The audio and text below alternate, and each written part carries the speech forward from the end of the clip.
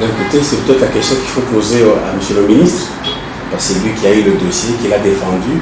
Il a sûrement présenté les meilleurs des arguments. Et en même temps, le président a accédé à cette demande et il a demandé au gouvernement effectivement de prendre cette décision. Nous avons accueilli cette décision très très favorable parce que c'est parmi les difficultés rencontrées dans ce championnat et par le club et même par l'organisateur quant au déplacement non seulement des clubs mais aussi des officiels de la UNAFOOT. Donc c'est une très bonne décision. Nous saluons même le travail fait par M. le ministre parce que je crois que c'est lui qui a trouvé le mot juste pour convaincre le président. Voilà.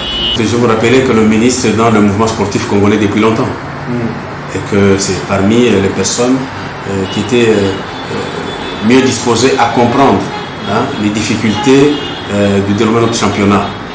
Et donc, il connaissait ce problème depuis longtemps. Je crois qu'il en a décidé, aussitôt qu'il a accédé à ce poste de ministre, pour chercher à obtenir gain de cause pour le développement de notre championnat. Et c'est une avancée significative.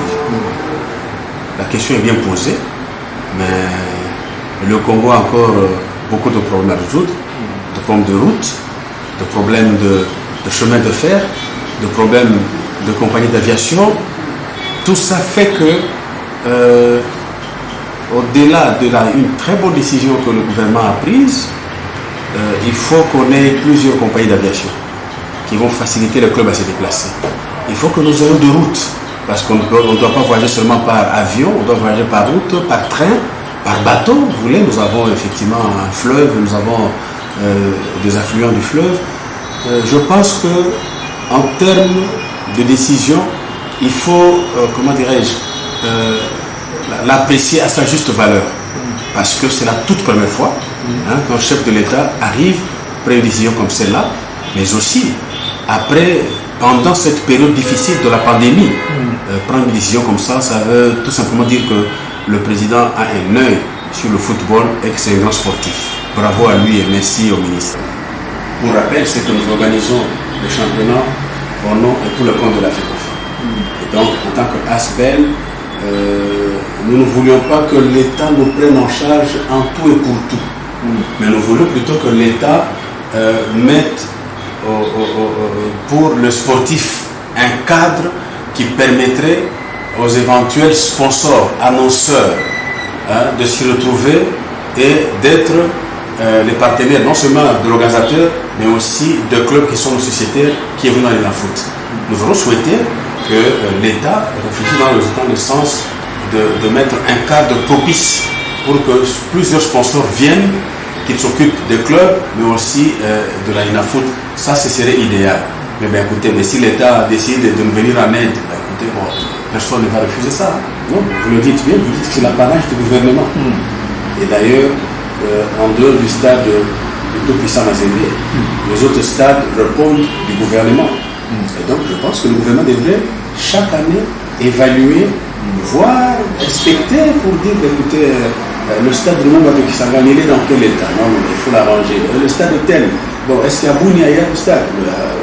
Congo central à Matadi. Et c'est de l'idéal, en fait, serait que nous avons maintenant 26 provinces. Que dans les 26 provinces, que nous ayons au minimum un stade, pas de 50 000 places, même de 20 000 places tout simplement. Mais un bon stade, à la dimension du stade de tout-puissant Mazembe, je m'excuse de citer cet exemple parce que les bons exemples, il faut toujours les citer.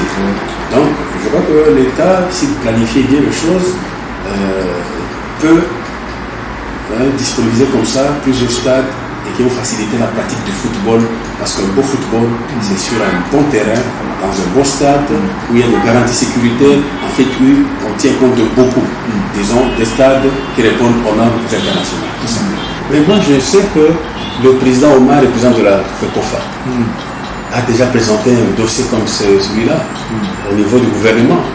Le gouvernement passé, même l'actuel gouvernement.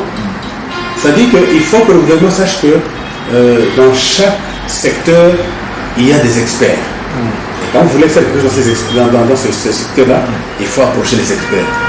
En matière de football, en tout cas, il n'y a pas plus d'experts que la Fédération congolaise de football à chercher. Voyez-vous? Donc il faut que l'État sache exploiter ou capitaliser ce que peuvent lui donner les experts dans ce secteur. Je dirais, en termes de volonté, en termes d'intention, nous sommes prêts. L'État veut nous donner un coup de pouce, en prenant en charge, effectivement, vous l'avez relevé, le déplacement des clubs, mais aussi des officiels de la foot. Mais il y a un grand inconnu, la gestion du Covid-19. Parce que c'est la première fois que nous vivons une pandémie comme celle-là. Personne ne s'y était préparé. Non? Comme l'État a aussi pris une décision de jouer des matchs à huis clos pour effectivement protéger les sportifs, nous devons savoir comment gérer ça.